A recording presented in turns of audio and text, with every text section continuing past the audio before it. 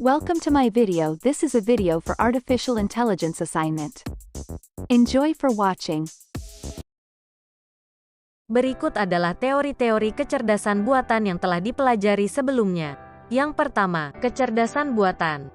Artificial Intelligence atau AI adalah bidang ilmu komputer yang berfokus pada pengembangan sistem dan algoritma yang mampu meniru dan menampilkan perilaku yang dianggap cerdas oleh manusia.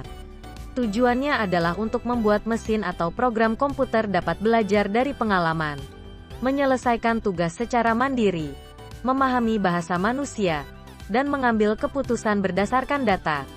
Secara ringkas, AI berusaha untuk menciptakan entitas buatan yang memiliki kemampuan untuk memproses informasi, berpikir, belajar dari pengalaman, dan menyelesaikan tugas dengan tingkat kecerdasan yang serupa dengan manusia.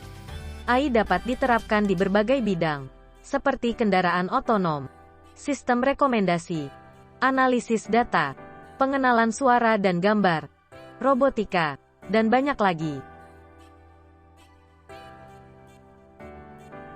Kedua, blind search, juga dikenal sebagai uninformed search, adalah pendekatan pencarian dalam kecerdasan buatan di mana algoritma mencari solusi untuk suatu masalah tanpa memiliki informasi khusus tentang ruang pencarian atau cara mencapai tujuan.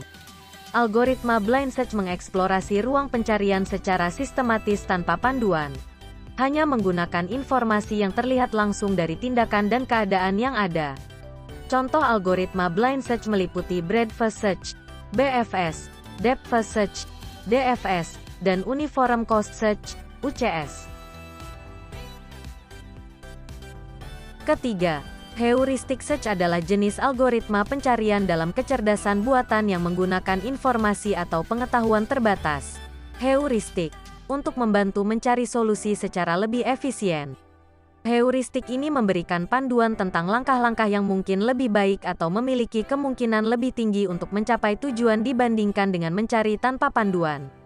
Algoritma heuristic search, seperti A** dan best first search, dapat mengurangi jumlah langkah yang dieksplorasi dan mempercepat proses pencarian.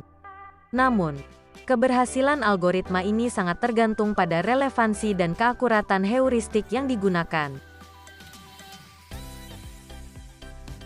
Keempat, masalah dalam kecerdasan buatan adalah masalah yang dapat dikonversi ke dalam ruang keadaan, mempunyai keadaan awal dan keadaan tujuan, menggunakan sekumpulan aturan tertentu.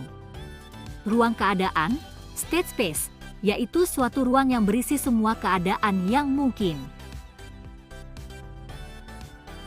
Kelima, sistem pakar adalah jenis sistem kecerdasan buatan yang dirancang untuk meniru pengetahuan dan kemampuan seorang pakar manusia dalam suatu bidang tertentu.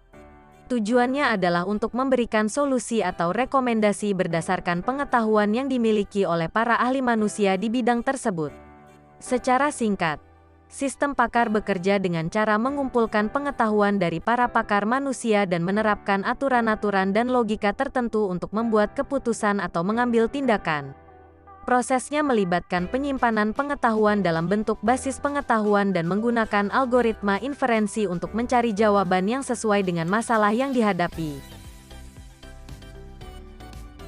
Keenam, representasi pengetahuan adalah cara data, informasi, atau pengetahuan diwakili dan diorganisasi dalam sistem komputer atau model kecerdasan buatan.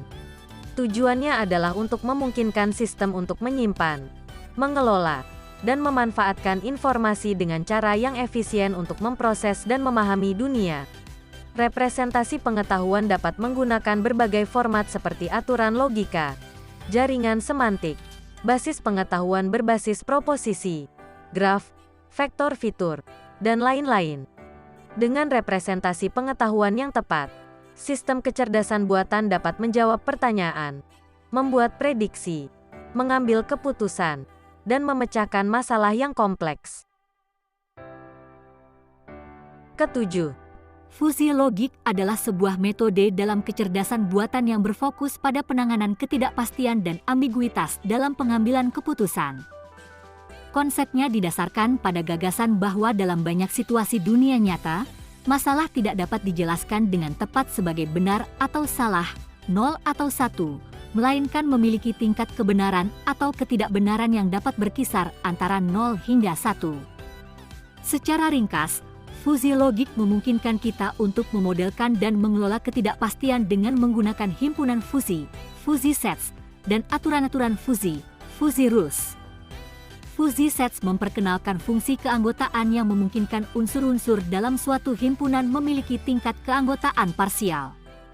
Sebagai contoh, pada himpunan tinggi, suatu objek bisa memiliki tingkat keanggotaan 0,8 yang menunjukkan tingkat ketinggian objek tersebut.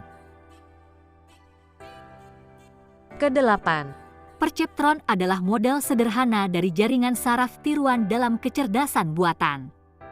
Ini adalah algoritma pembelajaran untuk klasifikasi biner, mengategorikan data menjadi dua kelas yang dikembangkan pada tahun 1957 oleh Frank Rosenblatt.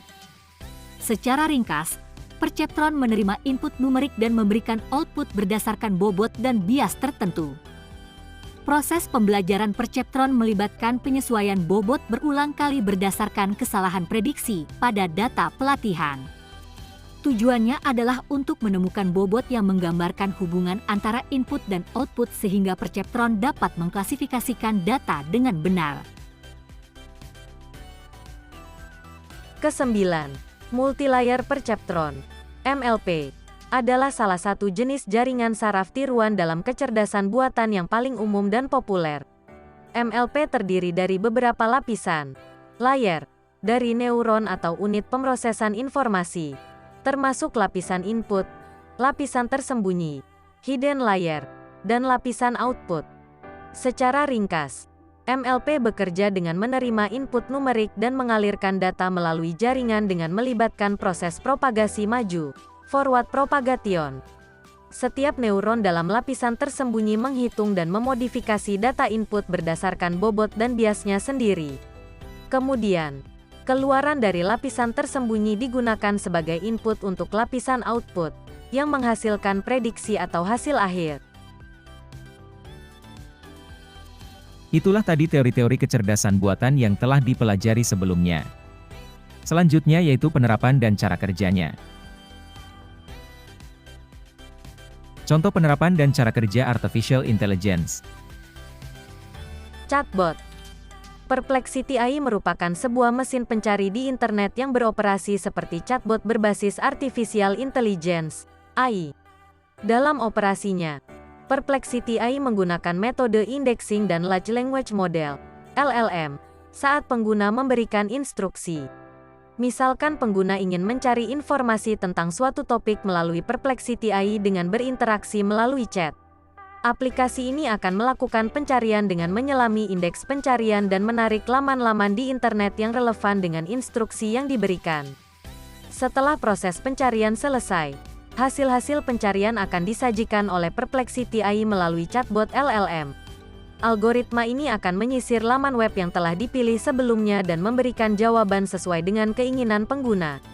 Hasil jawaban yang disajikan oleh Perplexity AI hanya akan berasal dari sumber yang jelas karena teknologi ini telah dilatih untuk tidak memberikan informasi yang tidak berasal dari sumber yang valid. Face by Facebook. Ini adalah AI yang berfungsi mengenali wajah seseorang yang ada pada postingan foto. Teknologi ini membantu kamu untuk menandai seseorang yang ada dalam foto secara otomatis. Rekomendasi e-commerce. Kamu pasti pernah saat berselancar di internet, tiba-tiba website atau aplikasi yang sedang kamu buka merekomendasikan suatu produk atau jasa. Hal tersebut terjadi bukan secara acak loh, melainkan hasil kerja AI yang diperoleh dari data kamu sendiri saat kamu melakukan pencarian produk. Itulah tadi teori-teori kecerdasan buatan yang telah dipelajari sebelumnya. Thank you for watching.